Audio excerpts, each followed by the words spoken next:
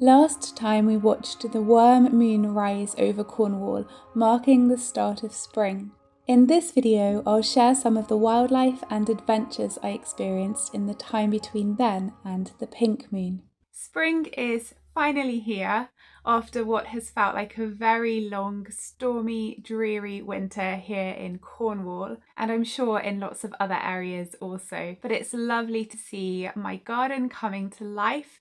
My willow trees have started to bud and the cherry trees to blossom. I wanted to give you a little update on the garden wildlife. If you watched any of the feeder live streams, you will know that we had a regular, very charming robin visitor. That robin has now found a mate, and I was able to capture this lovely moment between them on the bird feeder. I have actually moved the feeder from the garden that I was live streaming. That's because that area and near to that area have quite a few potential nesting sites, and I didn't want to attract especially the bigger birds like the rooks that come to the garden to that area in case any birds wanted to nest there. So I have relocated it somewhere in the garden where there really isn't anywhere for birds to nest. And so whilst I haven't been live streaming the new feeding area, I have been videoing it each day and making shorts of all the visitors.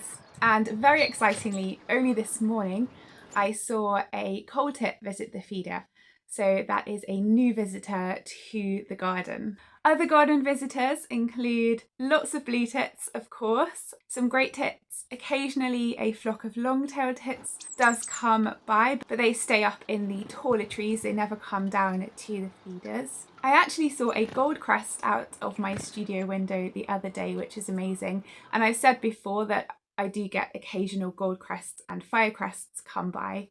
There are also a lot of rooks in the area where I live, and they are nesting at the moment. I can actually see their nests forming in the distant, very tall trees. And since nesting, they have been visiting the garden far more regularly. So I'm hoping that where I have put the new feeder to allow me to kind of oversee the visits a little bit more, just to make sure that none of the other birds are being attacked by the rooks. Of course, I love all wildlife and I would love to see the rooks regularly as well as all the other birds, but I don't want all the other birds to be completely scared off by them. The blue tit, who has been sleeping in the nest box throughout the winter, is still sleeping there each night. Some days he or she leaves it quite a mess, other days not so much, but usually in the day he or she will come into the box and clean it out. Occasionally I have seen a pair of blue tits investigating the box together as well, and they have been doing this on and off really throughout the sort of end of winter, beginning of spring. If you watched any of the live streams of the feeding station, you will know that I also get quite a lot of house sparrow visitors to the garden, and they are still around, although they are not visiting the feeder very much anymore. They tend to just hang out together in a group in this very thick area of honeysuckle. They tend to be in the honeysuckle, so I hear them a lot more than I see them, and there are also a couple of dunnocks around that seem to do the same thing as well. It's really nice to have a blackbird couple visiting the garden. They seem to hang around below the feeding station more than anything, but they do sometimes hop onto it to take some of the food. And of course, I have been on a few mini wildlife adventures that I want to share with you in this video.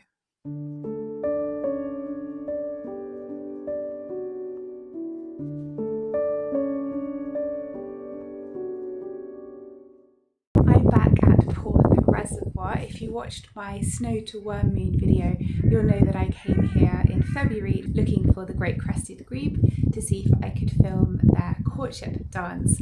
I managed to film a little bit of the initial stages of that with them head shaking at each other, but that's as far as it went. It is a lovely sunny evening and it's now March, so I'm back here to see what stage they're at. I've made my way all the way down the right hand side of the reservoir from the car park, and I'm sat in the hide right at the end. I found one of the pairs of great crested grebe that I saw last time, and I'm just filming them now.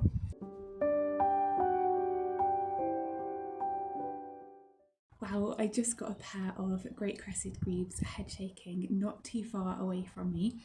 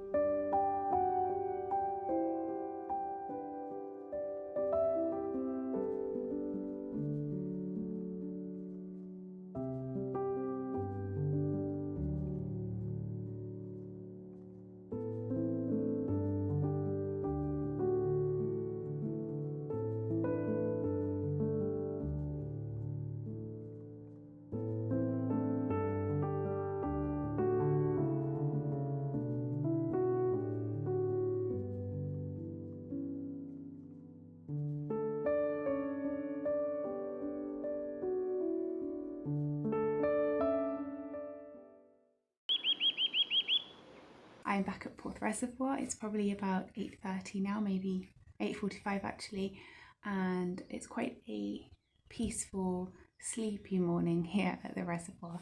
I can see 2 pairs of grebes at the moment, so I'm going to be keeping an eye on them to see if there's any activity.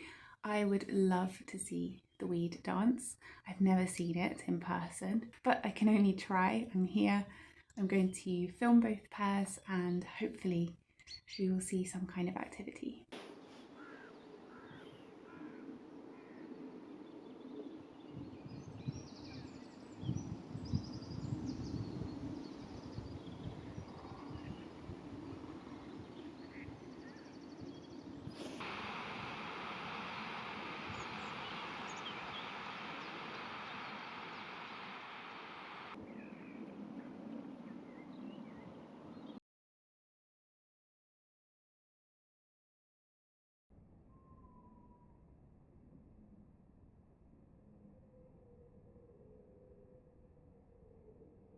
Well, I saw the weed dance.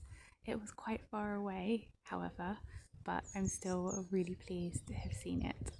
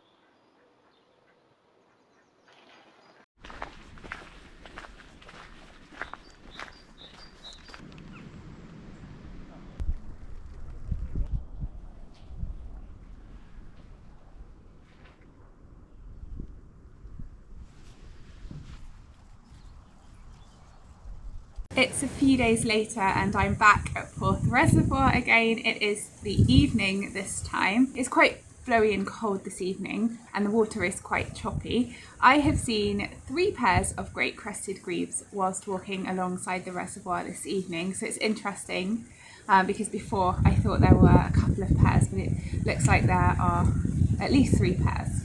So last time I was kind of third time lucky, but kind of not, because I did see the weed dance and it was amazing to see. However, it took place so far away that I couldn't see it with the naked eye, and as you have probably just seen from the footage, I got quite grainy footage of it.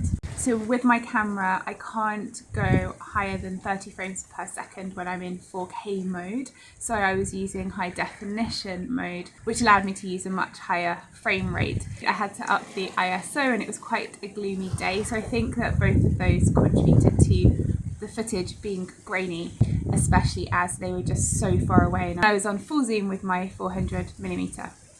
The plan was to get some slow-mo footage of the weed dance if they did it, but it just turned out to be poor quality footage, unfortunately.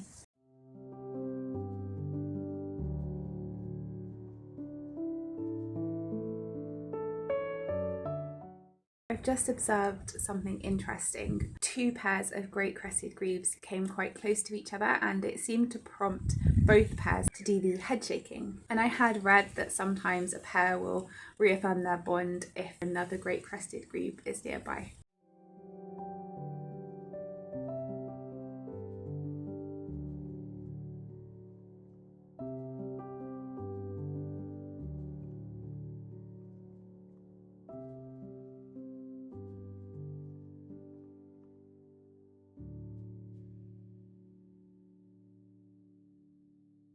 You may have seen from a couple of my other videos that I also went looking for white-throated dippers, and whilst there also filmed some grey wagtails. In another video I used my thermal camera to finally find an owl, a gorgeous tawny owl, and discovered some brown hares too, so it's been a good month wildlife-wise. I also went to explore a bit of Bodmin Moor. This is very near to where I saw the starling murmurations, but aside from those visits, I haven't really explored very much of this area of Cornwall, and I thought you might like to see the places I visited.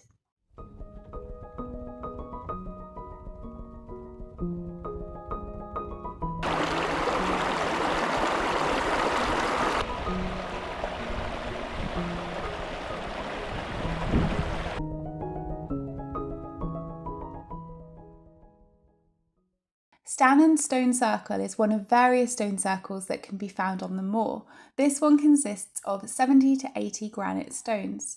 I don't know very much about stone circles, but I did some research after my visit, and this one is believed to have been built early Bronze Age. If you stand in the middle of Stannon Circle, you can see Rough Tor in the distance. Some researchers believe that it was built to line up with the sun's position at certain times of the year, so maybe it marked important dates, like the sunrise on the longest or shortest day of the year.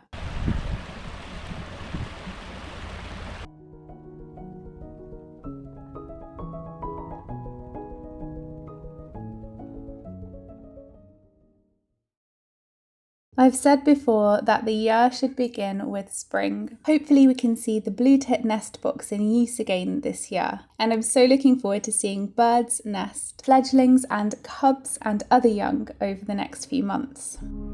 The pink moon rose at the start of April, named by Native Americans after a species of early blooming wildflower. For me, it reflects the first tree to bloom in my garden each spring.